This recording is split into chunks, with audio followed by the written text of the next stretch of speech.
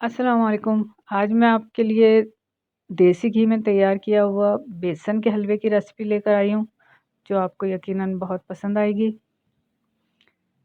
इसके लिए मैंने ये कढ़ाई ली है और इसमें मैं देसी घी डाल रही हूँ। ये घर का बना हुआ देसी घी है, क्योंकि मैं बटर और देसी घी ये घर में ही तैयार करती हूँ मलाई से, और इसकी रेसिपी भी मेरे चैनल पर मौजूद है, अगर आप चाहें तो देख सकते हैं।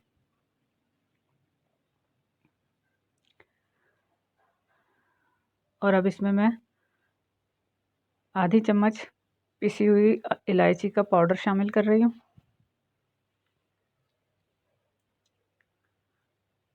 इलायची के पाउडर से बड़ी अच्छी खुशबू आ जाती है हलवे में। और ये मैंने एक प्याली में बेसन लिया है, एक प्याली भरकर, बड़ी प्याली है ये। इसमें बेसन लिया है, इसको मैं इसमें घी में फ्राई कर रही हूँ। मिठाइयाँ और ख़ास तौर पे हलवे देसी घी से बने हुए बहुत ही जायकेदार और लजीज होते हैं।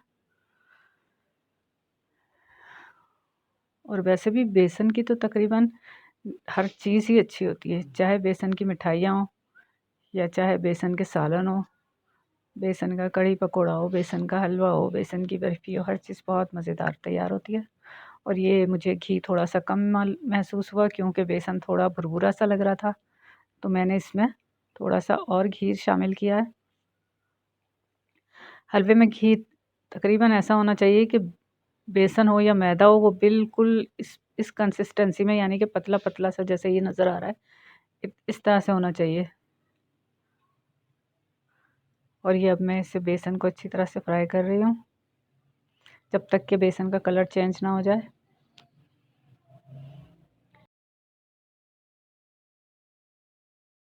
और ये बेसन का कलर चेंज होना शुरू हो गया और इसमें बहुत ही अच्छी सूंधी खुशबू आ रही है। बेसन अगर हम फ्राई करते हैं तो वैसे ही बहुत अच्छी खुशबू आती है, और फिर ये देसी घी में तो बड़ी अच्छी सूंधी सूंधी खुशबू आ रही है।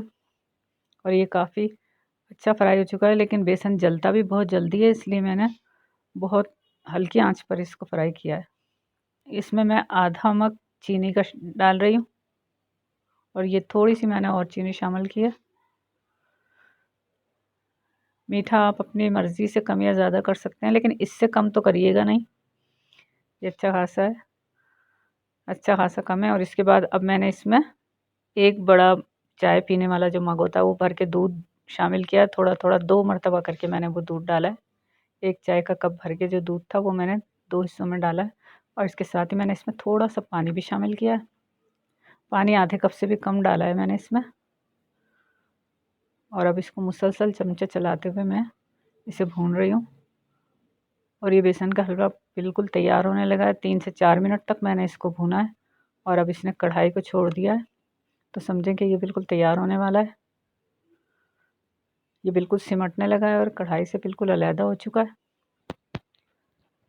तो ये बेसन का हलवा तैयार ही है। सर्दियों में ही खाने पीने का मज़ा आता है, और इस तरह की चीज़ें बनाने को दिल होता है, और खाने में भी अच्छा जायका महसूस होता है। और ये मज़ेदार सा हलवा तैयार है। अगर आपको ये रेसिपी पसंद आई है तो लाइक ज़रूर कीजिएगा, और मेरे चैनल को सब्सक्राइब करना ना भूलें, और बेल आइकन को प्रेस कर दें। अल्लाह हाफ़िज़।